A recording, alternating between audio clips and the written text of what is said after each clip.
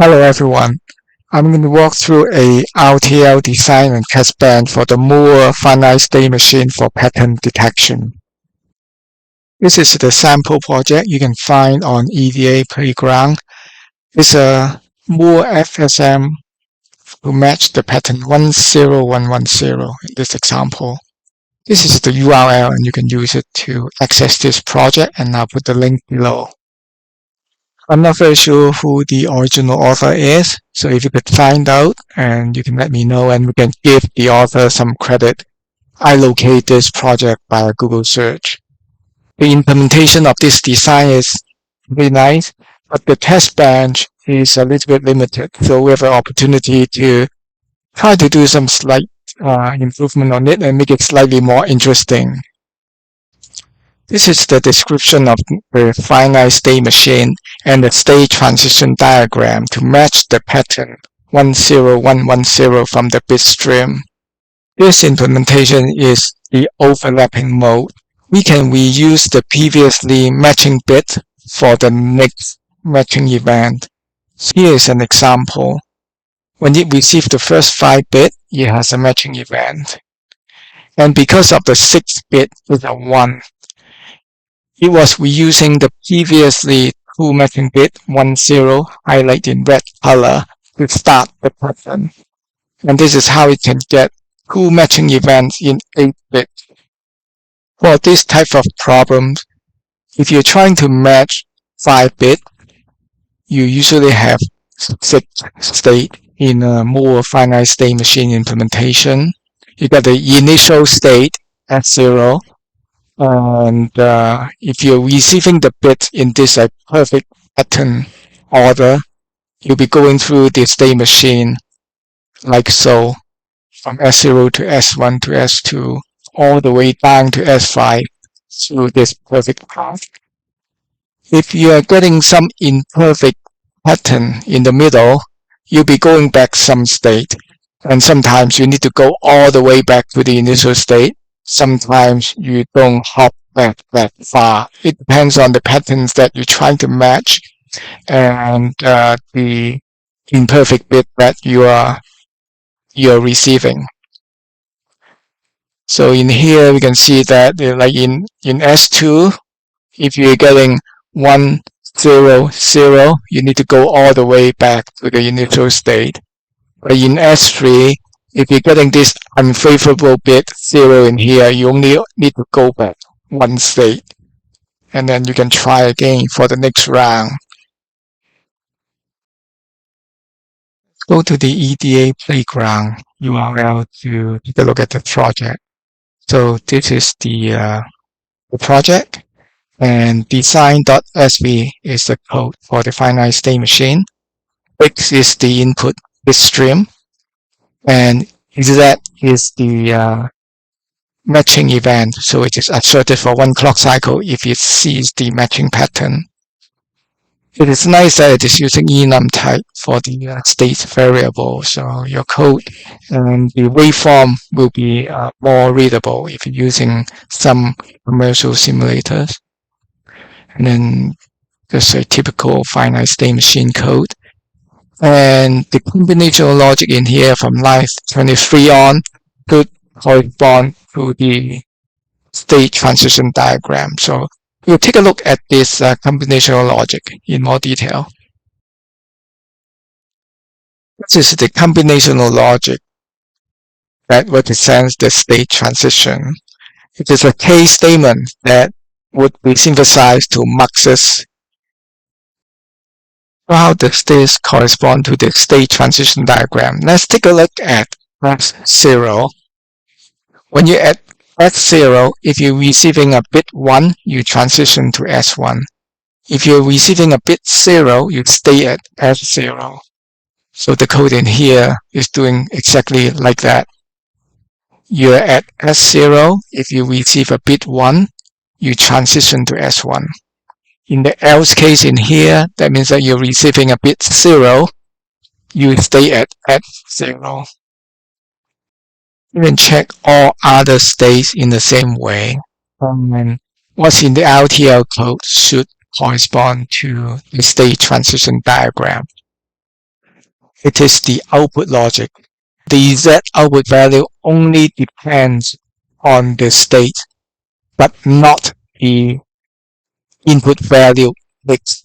And this is the exact definition of a more finite state machine.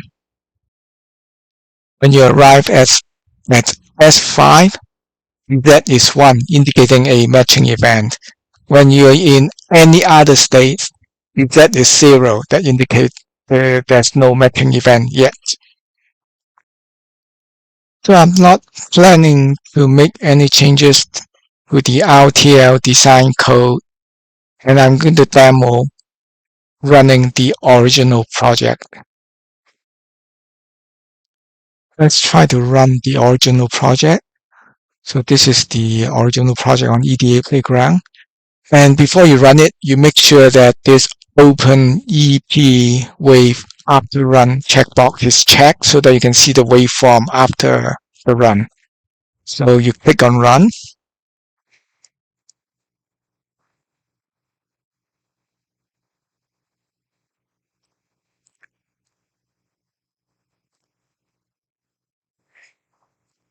And it shows the waveform. So the Z is asserted here as indicating a matching event, and the test sends in the perfect pattern. So you see, like on this rising edge of the clock, it samples X as 1. Here is sample X as 0.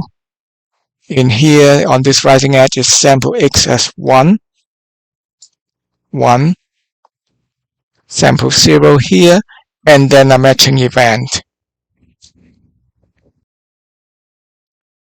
So this simple test is actually sending the perfect matching pattern, 1, 0, 1, 1, 0.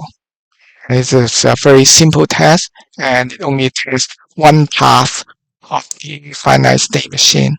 And we're going to make some changes to make it slightly more interesting. So instead of running only 5 bits, we are going to make changes in here to make it run for 32 bits.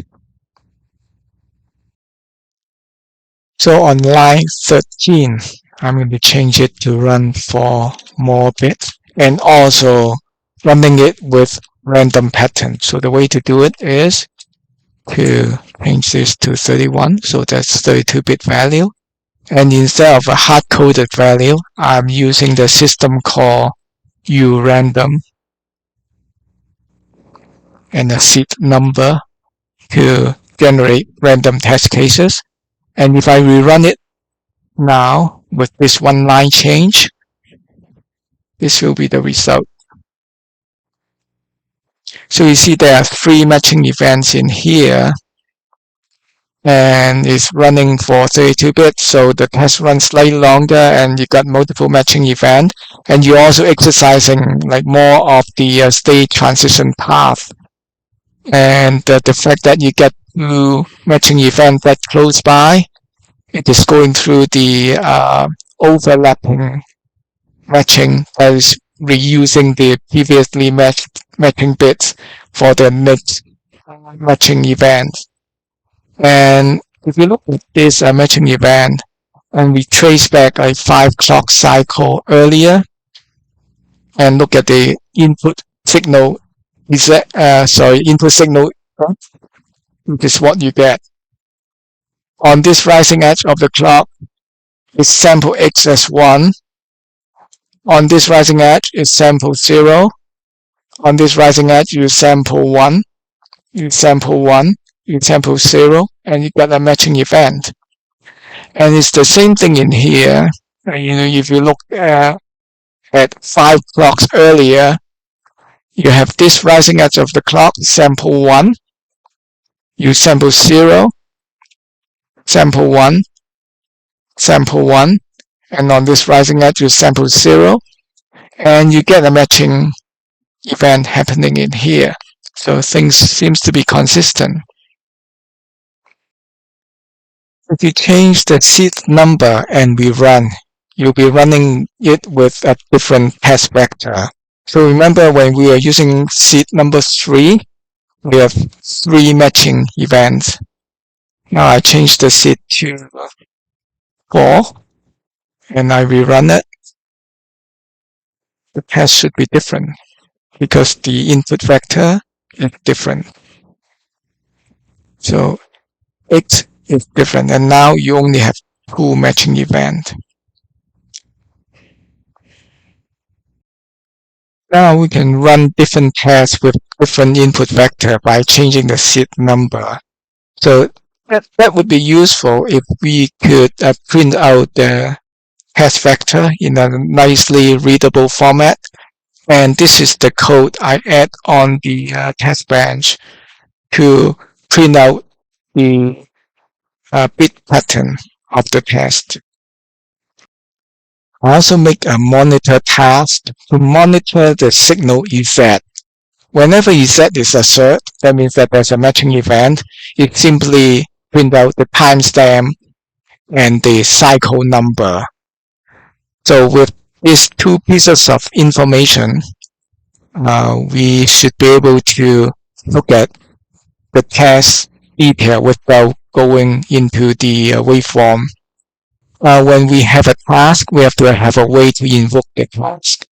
So this was the original task, and it only invoked my task, which is the stimulus that put in the 5 perfect matching 5-bit pattern. My change to invoke the monitor task is using a fork-join structure like that, so that the monitor task is running in parallel with the my task that produce the stimulus with a random vector. This is the URL you can use to go to the project with my changes. I'll put the link below, so when you go there, and so you see my changes in here. This is for the formatted print of the test vector, and then this is the monitor task, and this is the fork-join structure to invoke the monitor task. Make sure that the EP wave after run checkbox is checked, and then run it.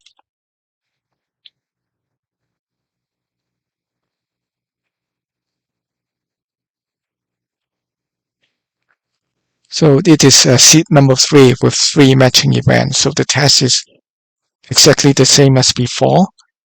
On the console, we got a couple pieces of detail.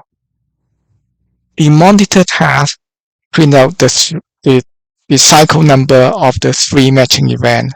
So in here, there's a matching event like cycle 12, cycle 27, and cycle 30 as matching event. And these are the pattern of the input signal that causing the matching event on cycle 12. Information of the 3 matching events is annotated by 3 color boxes and circles in here. So the first matching event is cycle 12, and these are the bits that is causing the matching event. Cycle 27 in green, these are the 5 bits that's causing this matching event. And then cycle 30 has got this blue box in here that are the bits causing the last matching event. And you can see that these 2 bits in here is being reused because of the overlapping implementation of the finite state machine.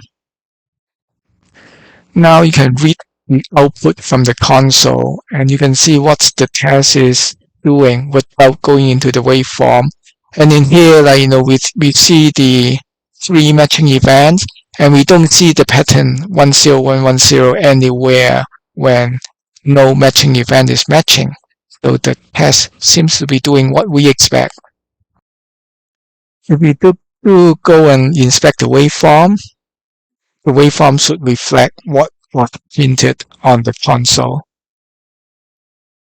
That's all I have for the changes that I made.